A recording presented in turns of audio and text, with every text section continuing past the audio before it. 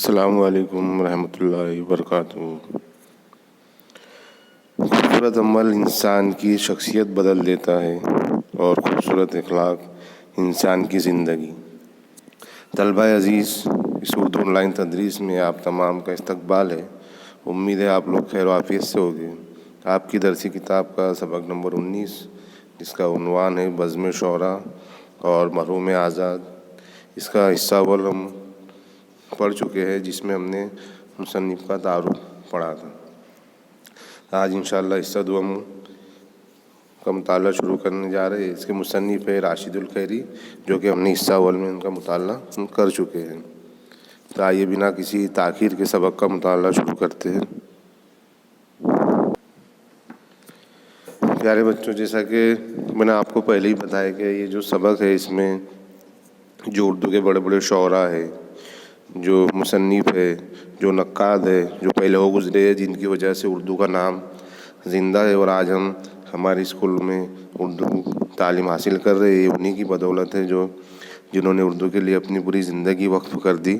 تو ان شعراء، ان مصنفین اور ان ناول نگار، افسانہ نگاروں کا اس میں تعریف کی گئی ہے، ان کا حالات بتائے گئے اور اردو زبان کی تعریف کی گئی ہے۔ اور خاص کر جو محمد حسین آزاد بہت ہی بڑے نقاد، ناول نگار، افسانہ نگار اور شاعر ہو گزرے ہیں، ان کے متعلق ان کی حالت زندگی کا اس سبق میں تبصرہ کیا گیا ہے۔ اور جو بڑے بڑے شعراء ہو گزرے، غالب، ذوق، مومن، جنہوں نے اردو کی پوری زندگی کی خدمت کی، ان کے متعلق اس سبق میں بتایا گیا ہے۔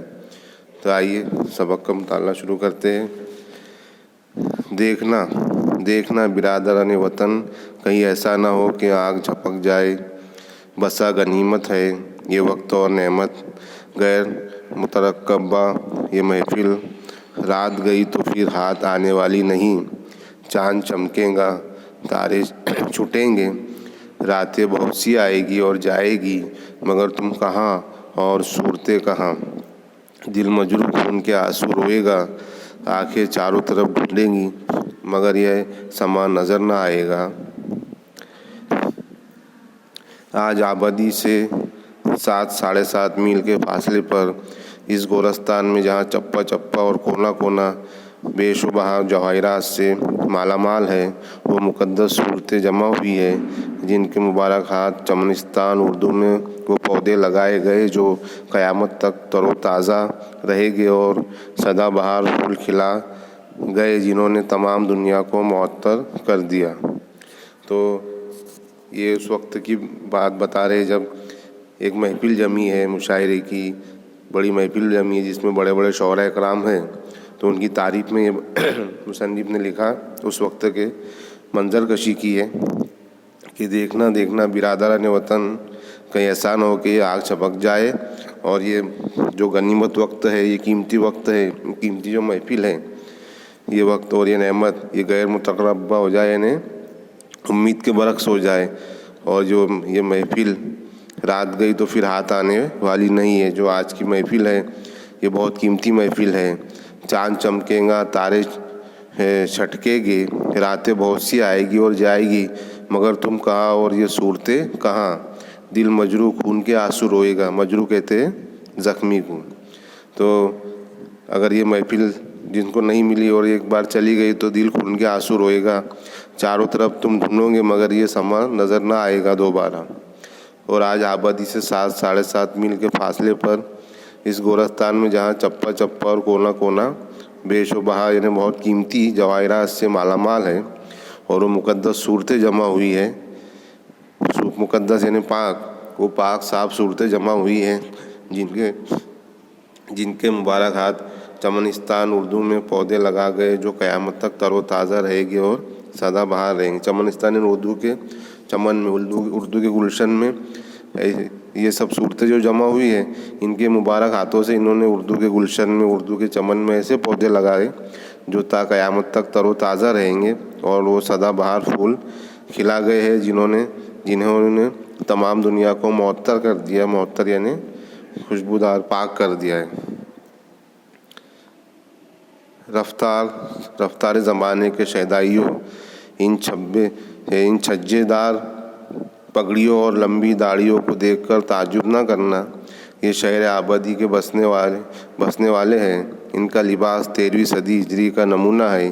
یہ وہ ہے جو مر گئے اور وضع کو ہاتھ سے نہ دیا. پیوند زمیں ہو گئے لیکن آن بان میں فرق نہ آنے دیا. یہ ان با کمال بزرگوں کا مجموعہ ہے جو دلی کی خاک سے اٹھے یا سرزمین جہاں آباد میں اکتساب علم کیا. آسمان ادب پر 14ویں کا چاند ہو کر چمکے اور بزم اردو میں ایسے فانوس روشن کر گئے جو بھولے بھٹکے مسافروں اور اس منزل پر پہنچنے والوں کی ہمیشہ رہنمائی کریں گے. تو یہاں بھی ان شعراء کی، ان نقادوں کی، ان افسانہ نگاروں کی تعریف کی گئی کہ رفتار زمانے کے شیدائی یعنی چاہنے والوں ان چھجے دار پگڑیوں اور لمبی داڑھیوں والوں کو دیکھ کر تعجب نہ کرنا کہ یہ شہر آباد کے بسنے والے ہیں اور ان کا لباس 13ویں صدی ہجری کا نمونہ ہے. یعنی 13ویں صدی ہجری میں جو شعراء اور ان کی بات ہو رہی ہے، یہ وہ ہے جو مر گئے اور وضع کو ہاتھ سے نہ دیا. وضع یعنی ساخت، اور پیوند زمیں ہو گئے یعنی قبروں میں چلے گئے لیکن ان کی آن بان میں فرق نہ آیا. آج بھی بہت ہی عزت و احترام سے ان کا نام لیا جاتا ہے. یہ ان باکمال بزرگوں کا مجموعہ ہے جو دلی کی خاک سے اٹھے اور سرزمین جہاں آباد میں اکتساب علم کیا.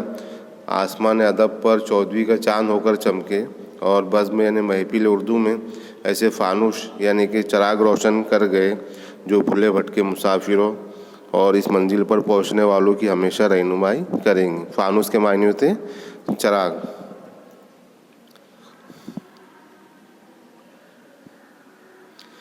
کسے خبر تھی کہ یہ قطع اراضی جس پر آج شاہجہاں کی نظر شفقت پڑ رہی ہے ایک روز ان پاک روحوں کا مسکن ہوگا اور ان کے مقدس ہاتھ ایسی عمارتیں بنائیں گے جو روئے زمین پر بے نظیر ہوں گے. یعنی مصنف کہہ رہے کہ کس کو خبر تھی کہ جہاں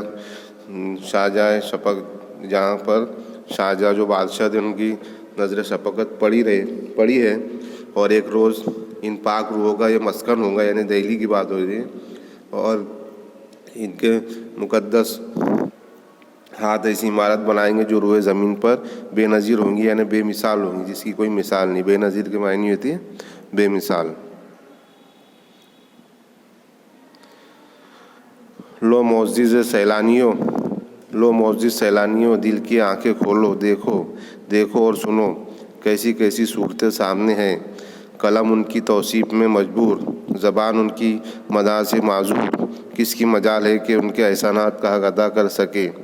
یہ ملک سکن کے تاجدار عالم ارواح سے چل کر دنیا اجسام میں آئے ہیں اور مرحوم آزاد کی ملاقات کے مشتاق ہیں. 20ویں صدی عیسوی کا 10واں سال شروع ہے. 22ویں شب اس بلبل خوش الحان کو جس کی نغمہ سنجی کلیجے ہلا دیتی تھی ہم سے جدا کر رہی ہے. وہ مرحوم آزاد کو اس خاک پاک میں سونا نصیب نہ ہوا جس کا ادم واپسے تک دل دادا رہا، مگر اس کی روح جسد خاکی سے ودا ہوتے ہی ان قدردان سکن کی خدمت میں حاضر ہوتی ہے. تو مصنف کہہ رہے ہیں کہ معزز سیلانیوں یعنی جو لوگ پریٹک ہے جو گھومنے کے لیے آئے تو ان کو کہہ رہے ہیں کہ دل کی آنکھیں کھولو اور دیکھو اور سنو کیسی صورتیں تمہارے سامنے ہیں. یعنی قلم ان کی توصیف میں مجبور ہے. توصیف کہتے ہیں عزت کو، تعریف. تو جو قلم ہے ان کی تعریف پر مجبور ہے، زبان ان کی مدح سے معذور ہے. مدح کے معنی بھی ثنا اور تعریف بیان کرنے کے ہوتے ہیں. اور کس کی مجال ہے کہ ان کے احسانات کا حق ادا کر سکے. انہوں نے جو احسانات اردو پہ اور ہمارے اوپر کیے کسی کا حق نہیں کہ وہ ان کا احسان ادا کر سکے. یہ ملک سکن کے تاجدار عالم ارواح سے چل کر دنیا اجسام میں آئے ہیں. عالم ارواح کہتے ہیں یعنی جو انسان مر جاتا ہے تو اس کی روح عالم ارواح میں چلی جاتی ہے. تو یہ لوگ عالم ارواح سے چل کر دنیا اجسام میں آئے ہیں، یعنی دنیا کے رہتی دنیا میں یہ لوگ آئے ہیں اور مرحوم آزاد کی ملاقات کے مشتاق ہیں. اور محمد حسین آزاد جو مرحوم ان کی ملاقات کے مشتاق کے معنی سے خواہش مند ہے. 20ویں صدی کا 10واں سال شروع ہے اور 22ویں شب اس بلبل خوش الحان کو جس کا نغمہ سنجی کلیجے ہلا دیتی تھی. یعنی محمد حسین آزاد کی بات ہو رہی ہے کہ خوش الحان اس کو کہتے ہیں جس کی آواز خوشگوار آواز ہو، خوبصورت آواز ہو، اور ان کی آواز کلیجی ہلا دیتی تھی تو ہم سے جدا کر رہی ہے۔ وہ مرحوم آزاد کو اس خاک پاک میں سونا نصیب نہ ہوا جس کا وہ دم واپسی تک دل دادا رہا، یعنی وہ جہاں مرنا چاہتے تھے ان کی موت وہاں نہیں آئی، اور ان کو ہمیشہ اس کا غم رہے گا، مگر اس کی روح جسد خاکی سے دیودہ ہوتے ہی ان قدردان سکن کی خدمت میں حاضر ہوتی ہے، لیکن ان کی روح وہ قدردان لوگوں کی خدمت میں حاضر ہوتی ہے۔ اللہ اللہ کیسے اچھے لوگ ہیں، ان کی باتیں سنو اور ان کی صورتیں دیکھو۔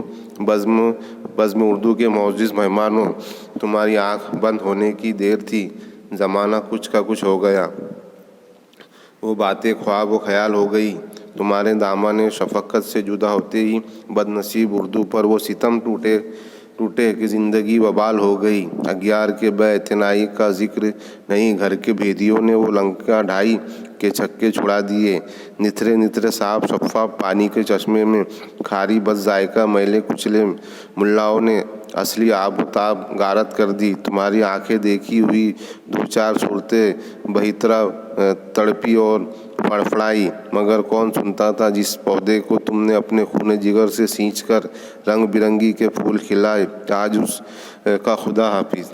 یہاں اردو کے متعلق بات کہے مصنف نے کہ اللہ اللہ کیسے اچھے لوگ تھے وہ، ان کی باتیں سنو اور ان کی صورتیں دیکھو۔ تو بزم اردو یعنی اردو کی محفل کے جو معزز مہمان ہو، اگر تم ان کی باتیں سنو گے، ان کی صورتیں دیکھو گے تو تمہاری آنکھ بند ہونے کی دیر تھی، اور ان کی آنکھ بند ہونے کی دیر تھی کہ زمانہ کچھ کا کچھ ہو گیا۔ جیسے وہ اس دنیا سے اس دار فانی سے گئے جو بڑے بڑے شعراء اور ناول نگار، تو زمانے میں بہت بڑی تبدیلی آ گئی، وہ باتیں خواب و خیال ہو گئی، وہ جو لوگ جو وہ باتیں کرتے تھے جو بولتے تھے وہ ایک خواب ہو گئی، ایک خیالوں میں ہے صرف، اور ان کے دامن شفقت سے جدا ہوتے ہی بد نصیب اردو پر وہ ستم ٹوٹا کہ زندگی وبال ہو گئی، ایک دم دشوار ہو گئی زندگی جینا۔ اور اگیار کی بے اعتنائی کا ذکر نہیں، گھر کے بھیدیوں نے لنکا ڈھائی کے چھکے چھڑا دی، یعنی غیروں نے اس کو نقصان نہیں کیا اردو کو، بلکہ اپنے ہی یعنی گھر کے لوگوں نے، بھیدیوں نے لنکا ڈھائی، یعنی گھر کے بھیدی لنکا ڈھانا، یعنی اپنے گھر والوں سے ہی گھر کو نقصان ہونا۔ تو جو گھر کے لوگ تھے جو اردو کے چاہنے والے تھے، ان کی وجہ سے ہی اردو کو بہت ابھی نقصان ہوا ہے نا۔ اور نتھرے نتھرے صاف شفاف پانی کے چشمے میں ایک کھاری بد ذائقہ میلے کچلے ملاؤں نے اصلی آب و تاب غارت کر دی، یعنی جو مولوی ملاؤں نے ایک صاف شفاف نتھرے پانی میں کھاری اور بد ذائقہ میلے کچلے پانی کو ملا دیا، اور اس کی جو اردو کی اصلی آب و تاب، یعنی آب و تاب کے معنی چمک دمک جو تھی اس کو ایک دم ہی بد ذائقہ کر دیا، اس کو دھندلا دیا۔ تمہاری آنکھیں دیکھی ہوئی دو چار صورتیں بہترا تڑپی، یعنی تمہاری صورتیں جو تھی وہ بہت تڑپی، بہترا یعنی بہت تڑپی اور فڑفڑائی، مگر کون سنتا تھا جس پودے کو تم نے اپنے خون جگر سے سینچ کر رنگ برنگی پھول کھلائے، آج اس کا خدا حافظ۔ یعنی آج جو ہمارے ملک میں یا دنیا میں جو بھی اردو کا حال ہے، تو یہ ہمارے کیے کی سزا، یعنی ہم خود اس کو اردو کی حفاظت نہیں کر پا رہے، اور ہمارے جو پڑھے لکھے لوگ ہیں، جو مولوی ملا ہیں، وہ بھی اردو کی حفاظت نہیں کر پا رہے، اور اپنے چند روپیوں کے لیے وہ بھی اردو سے دوری اختیار کر رہے ہیں۔ سنگلاخ زمین کو دم بھر میں گلزار بنا دینے والے بزرگوں، کہاں ہو، کدھر ہو؟ قلعہ معلیٰ کی بھری پری بیگم اور لوٹی کھٹی تمہارے دربار میں ہے، اس کی فریاد سنو اور انصاف کرو۔ یہ محلوں کی رہنے والی آج در بدر ماری پھر رہی ہے، اور کوئی آنکھ اٹھا کر نہیں دیکھتا۔ تمہاری بدولت اس نے بڑی سلطنتوں پر حکومت اور ایک عالم میں اس کا ڈنکا بجا ہے۔ یعنی یہاں بھی اردو کے متعلق بات کی، ایک سنگلاخ زمین کو دم بھر میں گلزار بنا دینے والوں بزرگوں، یعنی سنگلاخ یعنی پتھریلی زمین کو کچھ ہی وقت میں گلزار بنا دینے والوں اے بزرگوں، کہاں ہو تم؟ جو گزر گئے ان کو مصنف کہہ رہا ہے، کدھر ہو؟ اور قلعہ معلیٰ کی بھری پڑی بیگم لوٹی کھٹی تمہارے دربار میں ہے۔